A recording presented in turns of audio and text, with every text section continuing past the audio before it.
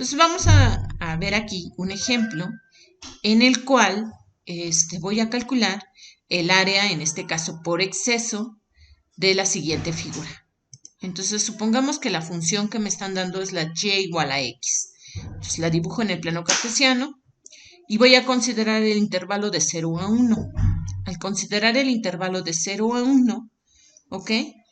Voy a dividir ese intervalo en 4 partes iguales. Entonces la primera parte caería en 1/4, 1/2, 3/4 y 1. Una vez que he generado esta partición, necesito calcular el área de cada rectángulo, que sería la base por la altura, la base por la altura, y así sucesivamente sobre cada uno de ellos. Entonces me interesa saber cuánto valen las alturas de cada rectángulo. Entonces fíjense, en 1/4, su altura vale también 1/4.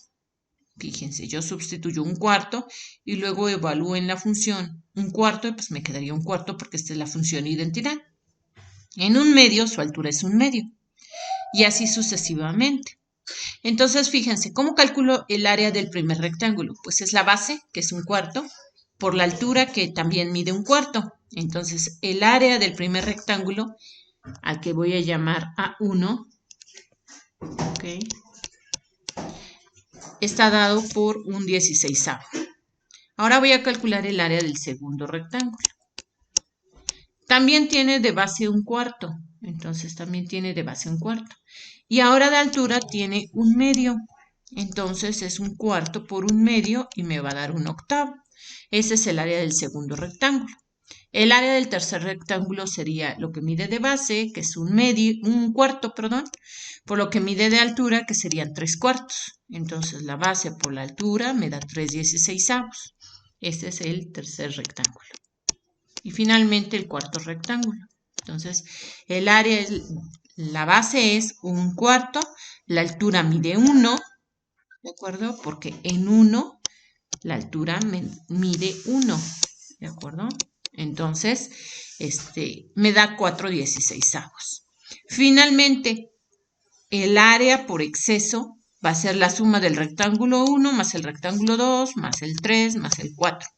En total me da 10/16.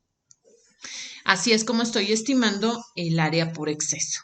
Ahora voy a hacer un cálculo para estimar o aproximar el área, pero por defecto. Entonces, en este caso tengo la misma función, ¿de acuerdo?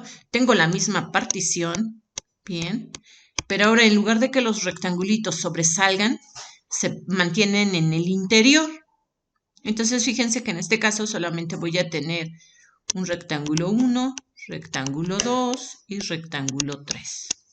El primero, en la primera posición no tengo ninguna aproximación, ¿ok? En la primera posición sería, digamos, no puedo dibujar ningún rectángulo. ¿Por qué no puedo dibujar ningún rectángulo? Porque yo me fijo en el extremo 0 y en el extremo 1/4. En 0 vale 0 este punto, ¿de acuerdo? Y en 1/4 vale 1/4 por tratarse de la función identidad. Y de esos dos valores, del valor 0 y del valor 1/4, siempre debo de elegir el más pequeño. El más pequeño es 0. Entonces estaría yo trazando aquí un rectángulo de altura 0. En el siguiente punto, en 1/4 tiene altura 1/4. Y en 1/2 tiene altura 1/2. Entre 1/4 y 1/2 yo siempre elijo el más pequeño, entonces tengo que elegir la altura 1/4. Por eso a la altura de 1/4 tracé la altura del rectángulo, ¿de acuerdo? Y así sucesivamente. Entre 1/2 y 3/4 debo de elegir el valor más pequeño. El valor más pequeño es 1/2. Y a esa altura trazo el rectángulo. Entonces así es como voy trazando las alturas de los rectángulos cuando trabajo por defecto. Y entonces lo que tengo que hacer es calcular las áreas de manera independiente. Calculo el área del rectángulo 1, el área del rectángulo 2 y el área del rectángulo 3. En cada uno de los rectángulos observo que la base mide 1/4. Y me tengo que fijar cuánto mide su altura. Aquí habíamos identificado que la altura era 1/4. Aquí la altura es 1/2. y en el último rectángulo la altura es 3/4. Entonces, por eso se van modificando las alturas, 1/4, 1/2, 3/4. Realizo los productos y luego finalmente sumo las áreas del 1 más el área del rectángulo 2 más el área del rectángulo 3 y obtengo 6/16. Entonces, como ya habíamos comentado al principio, resulta que si yo genero una partición más fina, la aproximación al área va a ser mucho mejor. Entonces, fíjense, voy a retomar el ejemplo en donde hablaba yo de la función lineal y igual a x, ¿de acuerdo? Estaba hablando de esta función, bien, y quería yo calcular el área, bien, entre el 0 y el 1. Entonces, fíjense, tenía yo mi recta, perdón, me quedó mal dibujada, entonces la recta tiene que pasar por 0. ¿De acuerdo? Entonces esta es la y igual a x. Y quiero calcular el área entre 0 y 1. Ok. Entonces, fíjense, lo que voy a hacer es que este intervalo 0, 1 lo voy a dividir en n partes iguales. Por el momento lo voy a considerar indicado simplemente. ¿De acuerdo? Entonces, para generarlo en n partes iguales, lo que yo voy a hacer es tomar particiones del tamaño 1 sobre n. Quiere decir que aquí voy a tener particiones de tamaño 1 sobre n. ¿Ok? Entonces, esta es mi partición. Estos son los extremos de la partición.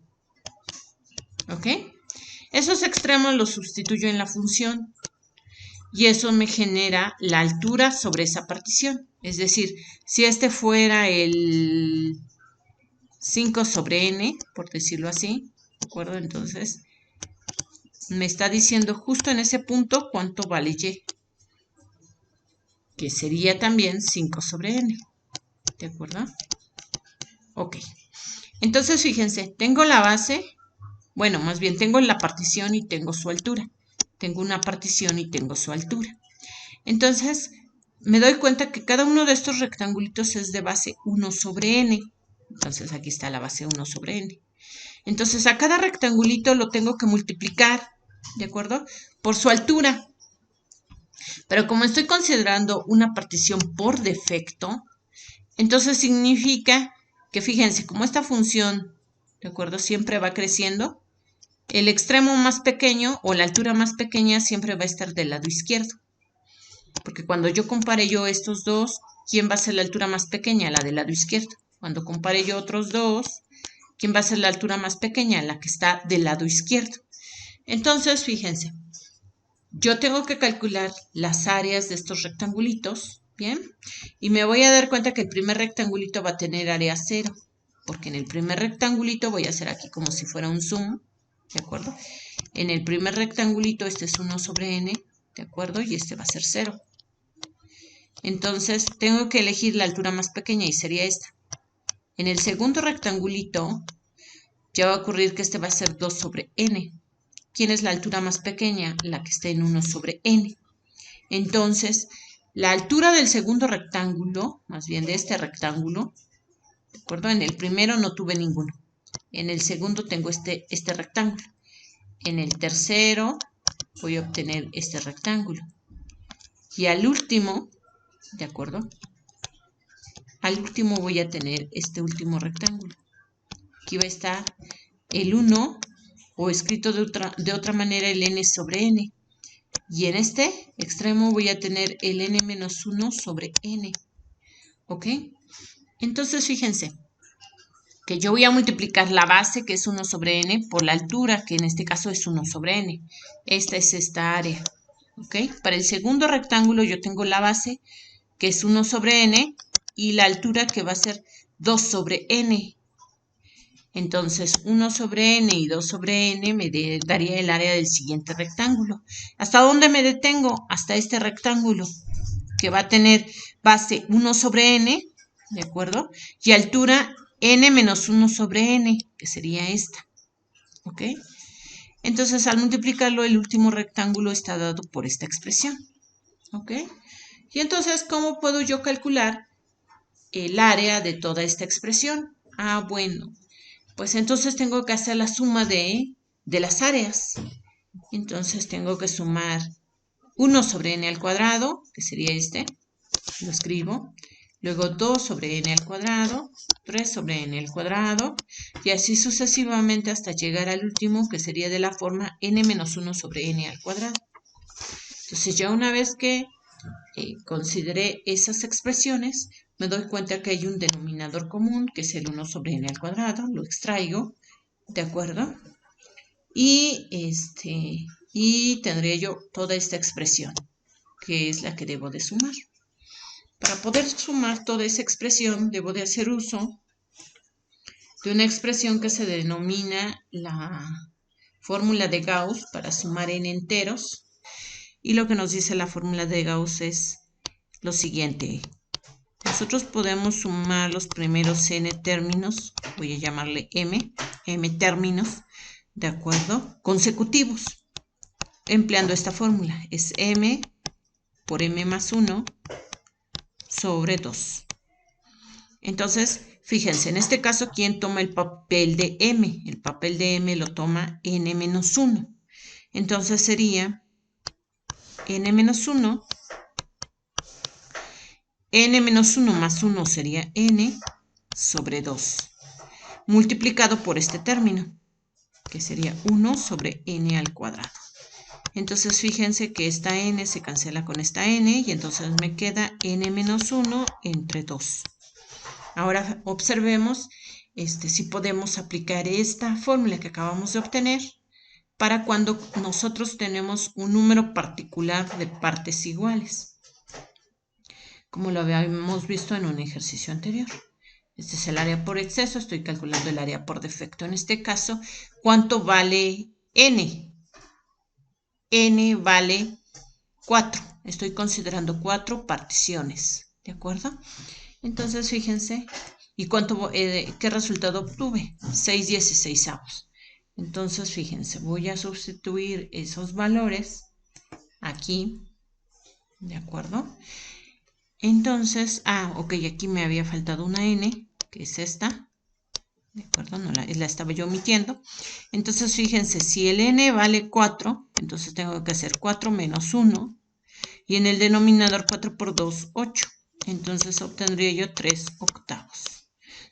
¿De acuerdo? Pero 3 octavos es equivalente a